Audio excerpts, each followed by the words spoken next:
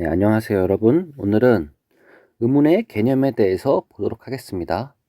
여러분들, 사실 의문의 개념은 책에 내용이 있는 건 아니에요. 근데 올바른 발음과 표기를 위한 그 단원을 배우기 위해서는 이 의문의 개념에 대해서 알고 있어야 되고 의문을 알고 있어야지 이야기가 편한데 여러분들 아마 다 까먹었을 것 같아서 선생님이 이 부분에 대해서 좀 짚어주고 그 다음 진도를 나가도록 하겠습니다.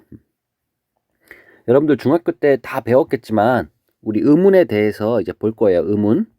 의문이라는 게 뭘까요? 여러분들 아마 아는 사람도 있겠고 모르는 사람도 있겠지만 의문이라고 하는 거는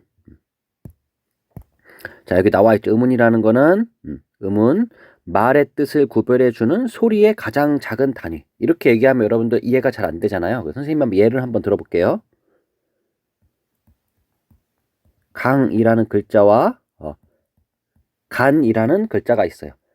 두 개가 다 뜻이 다르죠. 이 강이라는 거는 물이 흐르는 그런 공간을 얘기하는 거고, 이 간이라는 거는 인간의 신체에 있는 그 장기 부위 중에 하나를 이야기하고 있어요.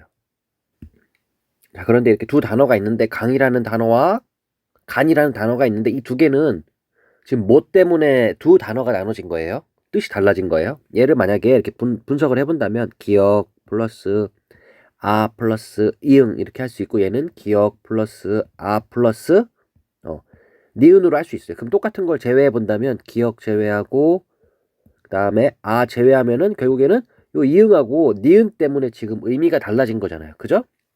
그래서 여기서 말하는 의문이라는 거는 말의 뜻을 구별해 주는 소리의 가장 작은 단위라고 했으니까 요 이응하고 니은을 이야기해요. 뭔 말인지 좀 이해가 됐나요? 자, 여기서 우리가 봤을 때 이제 이 의문에는 종류가 모음하고 자음이 있어요.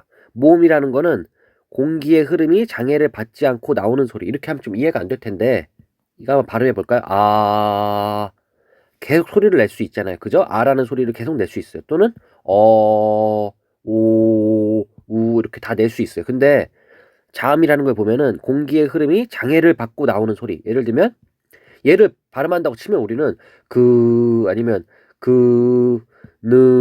했는데 얘는 만약에 계속 발음한다고 치면은 그를 바로 치면은 나중에는 으로만 발음이 되잖아요. 그죠? 그래서 이 친구는 장애를 받기 때문에 소리가 계속해서 나오지 못해요. 그에 반해서 모음이라는 친구는 장애를 받지 않고 나오기 때문에 소리가 계속 이어질 수가 있어요. 그래서 살펴보면 의문이라는 거는 말의 뜻을 구별해주는 소리의 가장 작은 단위라 그래서 강하고 간으로 봤을 때는 요 이응하고 니은 때문에 말의 뜻이 구별이 됐어요. 그래서 이응하고 니은은 여기 자음에 속하고요. 그 다음에 만약에 검이라는 것과 김이라는 게 있어요. 얘네를 다시 분석해보면 기억 플러스 플러스 미음. 이 친구는 기억 플러스 이 플러스 미음. 똑같은 걸 빼보면 기억 제외하고 미음 제외하면 결국에는 어하고 이라는 요 모음 때문에 의미가 달라진 거예요. 그래서 의문이라는 건 이렇게 말의 뜻을 구별해주는 소리의 가장 작은 단위를 이야기해줘요. 그래서 그 의문에는 두 가지가 있어요. 첫 번째는 모음이 있고 두 번째는 자음이 있는데 모음 같은 경우에는 공기의 흐름이 장애를 받지 않고 나오는 소리라서 계속 소리를 낼 수 있어요. 근데 자음 같은 경우에는 하면은 결국에는 그가 아니라 나중에는 으로 발음이 되잖아요. 그죠? 그래서 공기의 흐름이 장애를 받고 나오기 때문에 계속 소리가 이어질 수가 없어요. 자, 우리 여기까지 한번 정리를 해봤고요. 의문의 개념에 대해서 사실 이거를 길게 설명을 할 수도 있지만 너무 길게 설명하면은 사실 이 단원에서는 의문을 배우는 단원이 아니기 때문에 선생님이 간단하게만 설명을 했습니다. 자, 그럼 이번엔 모음에 대해서 잠깐 볼 텐데 모음은 크게 단모음이라는 것과 이중모음이라는 것으로 나눠져요. 단모음이라는 거는 발음을 할 때 입술이나 혹은 혀의 위치가 변하지 않는 모음을 이야기해줘요. 예를 한번 발음해 볼까요? 여기 발음 오 이렇게 다 발음을 했을 때 입술이나 혀의 위치가 똑같아요. 근데 이중모음은 발음해봐요. 얘를 발음해봐요 한번. 야 할 때 야로 이렇게 해서 지금 입 모양이 변했죠. 입술 모양이 야 하면서. 그래서 이렇게 발음할 때 입술 모양이나 혀의 위치가 변하는 모음을 이중 모음이라고 해요. 얘 한번 발음해볼까요? 얘도 여 했을 때 이, 여 이렇게 발음이 되잖아요. 얘도 마찬가지로 요, 요 이렇게 했을 때 입술 모양이나 혀의 위치가 변하는 모음을 우리는 이중모음이라고 합니다. 그리고 그것이 변하지 않는 아, 에, 어, 에 이렇게 그 다음에 오 이렇게 변하지 않는 모음을 우리는 단모음이라고 해요. 근데 우리 얘 한번 발음해 볼까요? 얘 발음 어떻게 해요? 우린 보통 편하게 왜 이렇게 하잖아요. 근데 왜 이렇게 하면 변하잖아요. 사실은 여기에 들어가는 게 맞다고 생각할 수 있잖아요. 그죠? 얘하고 발음이 이 친구 한번 발음해 볼까요? 왜, 얘 발음해 볼까요? 왜 똑같잖아요. 그죠? 사실은 이 친구를 발음할 때는 입 모양이 변하면 안 돼요. 그래서 이렇게 발음을 해야 되는데 우리는 그렇게 안 하니까 사실은 요 친구와 요 친구는 이제 발음상에서는 우리가 원래 이렇게 발음을 변하지 말아야 되는데 변하지 말아야 되는데도 불구하고 입모양이 변하기 때문에 우리가 발음을 잘못하고 있는 건데 어렵기 때문에 그냥 단모음이라는 것만 알아두면 돼요. 알겠죠? 그래서 여기까지 지금 모음에 대해서 잠깐 살펴봤어요. 그래서 모음은 크게 단모음과 이중모음으로 나눠져 있고 단모음 같은 경우에는 발음할 때 입술이나 혀의 위치가 변하지 않는 모음을 단모음이라고 불러요. 그리고 발음할 때 입술이나 혀의 위치가 변하는 모음 야, 여 이렇게 변하는 모음을 우리는 이중 모음이라고 불러요. 그래서 이렇게 우리가 아까 봤던 모음은 아까 뭐라고 했었죠? 장애를 받지 않고 나오는 소리. 그 소리는 또 두 가지로 단모음과 이중모음으로 나눠진다. 그래서 단모음은 10개, 이중모음은 11개 이렇게 있다고 볼 수가 있겠습니다. 그럼 이번엔 단모음에 대해서 조금 자세히 볼게요. 아까 선생님이 그랬잖아요. 입술 모양이나 혀의 위치가 변하거나 변하지 않는 거에 따라서 단모음과 이중모음으로 나눈다고 했어요. 자, 입술을 보면은 우리가 입술을 평순이라는 거는 요 입순자가 입술 한자로 입술 순자예요. 그리고 이 평이 평평하다. 그러니까 입술이 평평한 거. 원수는 똑같이 입술인데 입술이 동그랗게 된 거. 예를 들어서 이 다음 걸 보면은 평순 같은 경우엔 요렇게 입술 모양이 근데 원순 같은 경우엔 요렇게 예를 들어서 원수는 오 해보세요. 오 발음해보세요. 오 하면은 입술이 이렇게 동그랗게 되죠. 완전 동그라미는 아니지만 그래도 동그란 모양을 취하잖아요. 그죠? 그 다음에 우 이렇게 됐을 때 근데 평순 모음 같은 경우는 해보세요. 그 다음에 이 얘는 동그랗게 되지 않잖아요. 이 두 개를 한번 비교해 본다면 이 친구는 평순 모음은 이 이렇게 했을 때 평순 아주 평평하잖아요. 그죠? 여기가 이렇게 평평하고 그 다음에 우 했을 때 이렇게 동그란 모양을 가져요. 그 단모음이 이렇게 첫 번째 분류 기준을 다시 앞에 가서 본다면 입술 모양에 따라 나눠지는데 평순 모음은 입술을 둥글게 오므리지 않고 발음하는 거. 그래서 이, 이렇게 이런 것들 아니면 이렇게. 근데 원수 모음은 입술 동그랗게 하는 거. 그다음에 그다음에 이런 식으로 이런 것들을 우리가 원순 모음과 그리고 평순 모음으로 나눠줘요. 그러니까 이거 입술이라는 것만 알아두면 돼요. 그래서 단모음을 분류하는 기준 첫 번째는 입술 모양이라고 볼 수 있어요. 그래서 입술을 동그랗게 하느냐 혹은 평평하게 하느냐에 따라서 나눠져요. 다시 한번 볼까요? 입술을 이렇게 평평하게 하면은 평순 모음, 입술을 이렇게 동그랗게 하면은 원순 모음이라고 볼 수가 있겠습니다. 여러분들 한번 발음 한번 해보세요. 지금 평순 모음과 원순 모음. 그래서 이거는 실제 발음해야지 금방 익혀요. 그 다음에 우 이런 식으로 알겠죠?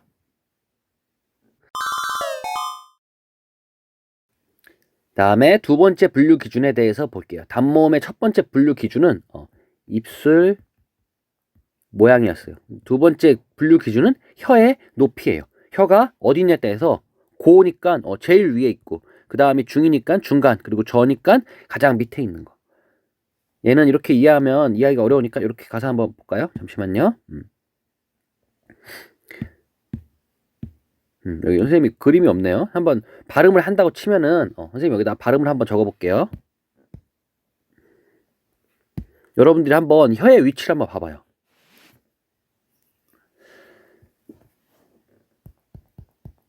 이렇게 아가 있어요. 으를 발음해보세요. 그 다음에 그 다음에 했을 때 했을 때 혀가 어디가 제일 위에 있어요? 지금 이 여러분들 턱이 밑으로 떨어지잖아요. 턱을 한번 턱에다 손을 대고 한번 발음해 보세요. 턱이 밑으로 가잖아요. 근데 혀가 어디 붙어 있어요? 그쵸, 혀에 붙어 있죠. 그래서 아를 했을 때 가 가장 위에 있어요. 그리고 어가 중간, 그리고 아가 제일 밑에. 그래서 고모음 같은 경우는 입을 조금 열고 혀의 위치를 높여서 발음하는 거 해보세요. 했을 때 입술이 조금만 열리죠. 그리고 그에 비해서 혀의 높이가 높여 있는 거고, 한 다음에 곧바로 해보세요. 했을 때는 아까 얘보다는 입술이 조금 더 열리죠. 그죠? 얘보다는 얘가 입술이 조금 더 열리고, 그 다음에 혀의 높이는 중간 높이. 그래서 얘를 중모음이라고 불러요. 그래서 이렇게. 저모음은 제일 크게 벌려요. 했을 때 아가 입이 제일 크게 벌어지잖아요. 당연히 입이 제일 크게 벌어지니까 입술이 턱에 붙어 있는 이 턱이 밑으로 내려가니까 당연히 혀의 위치가 가장 낮게 되겠죠. 그래서 발음 한번 더 해볼까요? 그죠? 그 다음에 잠시만요. 여기다 한번 그려볼게요. 그 다음 이렇게 얘는 발음해볼까요? 사실 이 두 발음이 똑같이 나는데 이렇게 이제 나눠지긴 해요. 근데 그런 것까지는 지금 볼 필요 없고 그냥 이것만 알아두면 돼요. 얘로 하니까 좀 더 편하니까 이걸로 한번 발음해 보세요. 이렇게 혀의 입을 조금 벌리고 혀의 위치를 제일 높여서 발음하는 걸 우리 고모음 이렇게 되는 거. 그 다음에 그보다는 조금 더 열면은 얘는 이제 보통으로 열고 혀의 높이를 중간으로 발음하는 거. 그래서 보통으로 열고 혀의 높이를 중간으로 하는 거. 그 다음에 했을 때 입을 제일 크게 벌리고 혀의 위치를 가장 낮추어서 발음하는 거. 이거를 우리가 저모음이라고 불러요. 그래서 첫 번째 단모음을 분류하는 첫 번째 기준은 입술의 모양이었고, 두 번째 기준은 혀의 높이였어요. 자, 다시 한번 발음해 볼까요? 이렇게. 알겠죠? 이게 어려울 때는 아로 한번 발음을 해보면 여러분들이 쉽게 알 수가 있을 거예요. 그 다음에 이번엔 단모음의 분류 기준 세 번째를 볼게요. 첫 번째가 뭐였냐면, 뭐였죠? 입술의 모양이어서 원순 모음과 그 다음에 평순 모음으로 나눠졌어요. 그래서 원순 모음 같은 경우엔 동그랗게 하는 거. 그래서 오 이런 것들. 평순 모음은 이런 친구들. 그 다음에 두 번째 기준은 뭐였어요? 좀 전에 뭐였죠? 혀의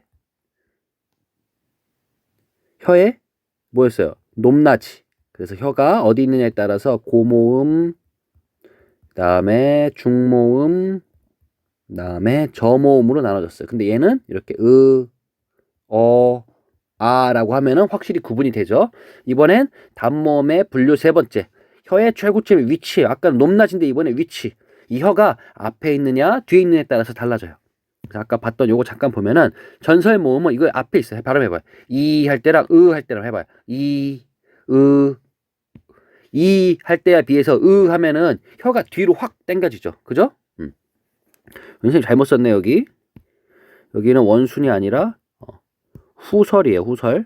그래서 앞 전자를 써서 앞에 있으면 전설 모음, 뒤에 있으면 후설 모음이라고 불러요. 그래서 할 때랑 이 할 때랑 이 하면 혀가 뒤로 확 당겨지잖아요. 그죠? 그래서 이 하면 이렇게 혀가 뒤로 당겨지니까, 그래서 이 혀의 최고점의 위치가 그냥 혀의 위치가 앞에 있는지 뒤에 있는지에 따라서 나눠져요. 앞에 있으면 한자에서 앞 전자를 써서 전설 모음이라고 부르는 거고, 그 다음에 혀가 뒤쪽에 있으면 뒤 후자를 써서 후설 모음이라고 불러요. 지금 세 가지 기준을 봤는데 첫 번째는 입술의 모양. 그래서 입술의 모양이 동그라냐 평평하냐에 따라서 원순 모음과 평순 모음으로 나눠졌고, 그 다음에 혀의 높낮이, 혀의 위치가 높이가 어디에 있는지. 그래서 했을 때 입이 혀가 제일 위에 중간 밑에로 나눠지는 거.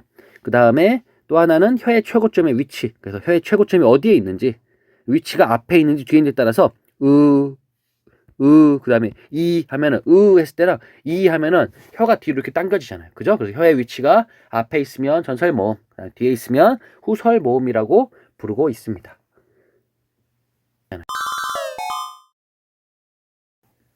자, 그 다음에 단모음의 분류표를 잠깐 볼게요. 이렇게 분류를 할 수가 있어요. 분류 기준이 세 가지가 있어. 첫 번째는 입술의 모양. 그래서 입술의 모양은 또 두 가지로 나눠졌어요. 두 가지로 나눠졌는데 첫 번째는 평순 모음 했을 때 아, 에, 어, 에, 이 다 이렇게 평평한 모양이 되겠죠. 근데 두 번째 원순 모음 같은 경우는 오, 우 했을 때 오, 우 했을 때 입술이 이렇게 동그랗게 변하죠. 그래서 이렇게 입술의 모양은 평순 모음과 원순 모음으로 나눠지고, 그다음에 두 번째 혀의 높이 같은 경우에는 고모음, 중모음, 저모음으로 나눠져요. 그래서 고모음 같은 경우에는 우, 으, 이 이렇게 했을 때 이, 이걸로 해볼게요. 그냥 이게 제일 편하니까 이걸로 하세요, 여러분. 그래서 했을 때 제일 위에 있고, 그다음에 했을 때 중간, 그다음에 했을 때 제일 밑에. 그래서 고, 중, 저라고 불러요. 그다음에 세 번째, 혀의 최고점의 위치가 앞에 있는지 뒤에 있는지에 따라서 나눠져요. 그래서 만약에 앞에 있다면 전설 모음. 그래서 얘는 이걸로 해보면 가장 편해요. 했을 때 이 전설 모음과 후설 모음으로 이렇게 나눠질 수가 있어요. 그래서 단모음의 분류표를 보면 이런 식으로 되고요.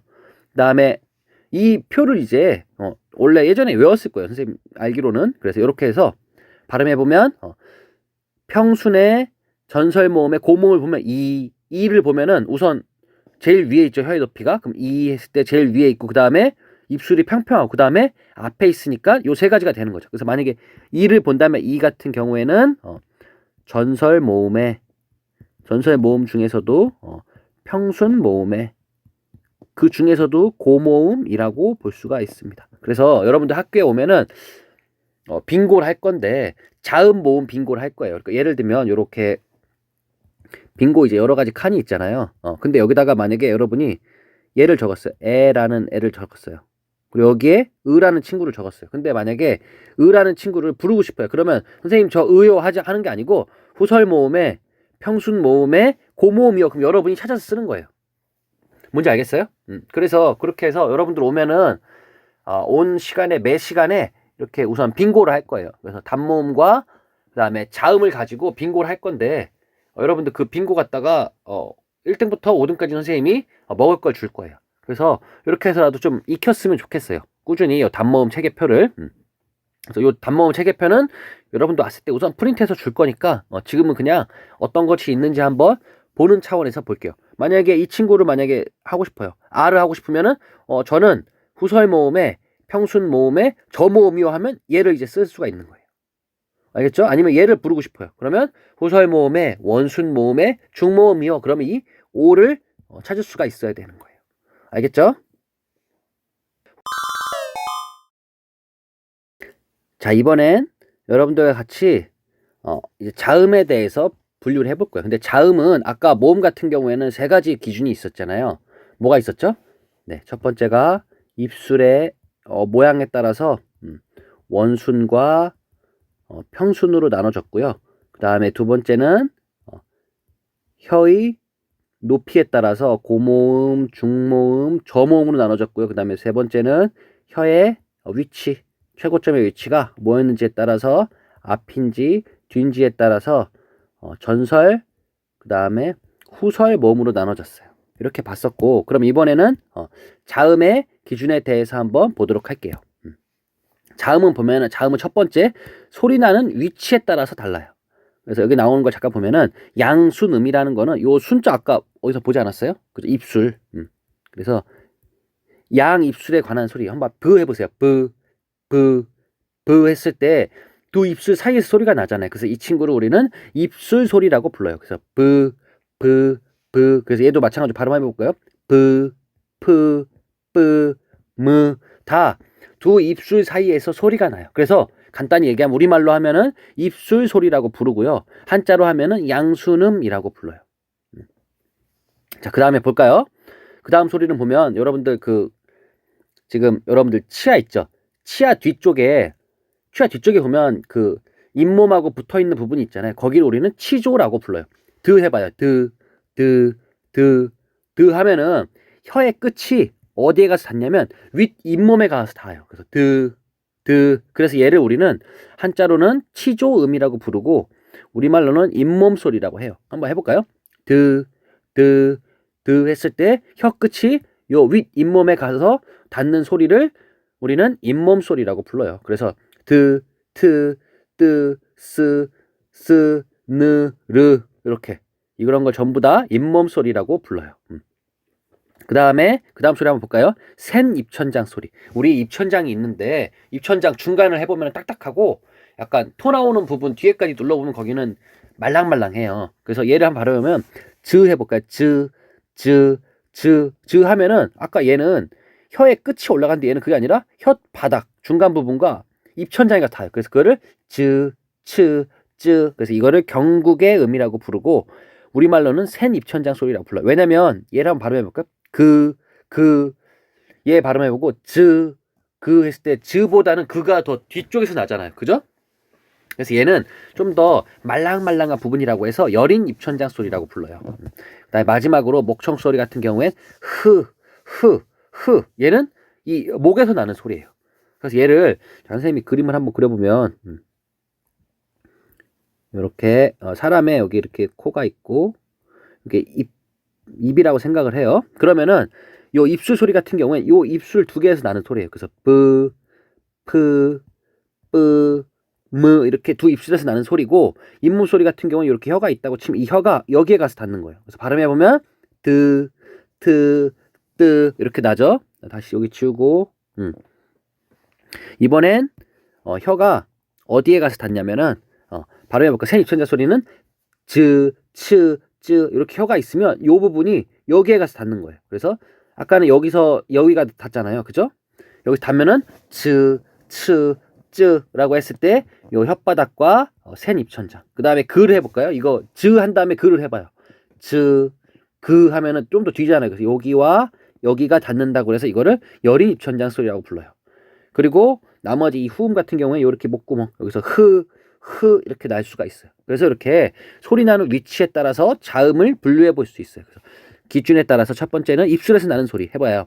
그 다음에 잇몸에서 나는 소리는 그죠? 혀 끝이 여기 잇몸에 가서 닿죠. 그 다음에 센 입천장 소리는 즈라고 했을 때 이 부분이 여기에 가서 닿는 부분. 그 다음에 여린 입천장 소리는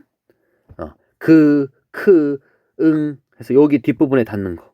마지막 목청 소리는 라고 했을 때 이렇게 5가지로 나눠지고 있습니다.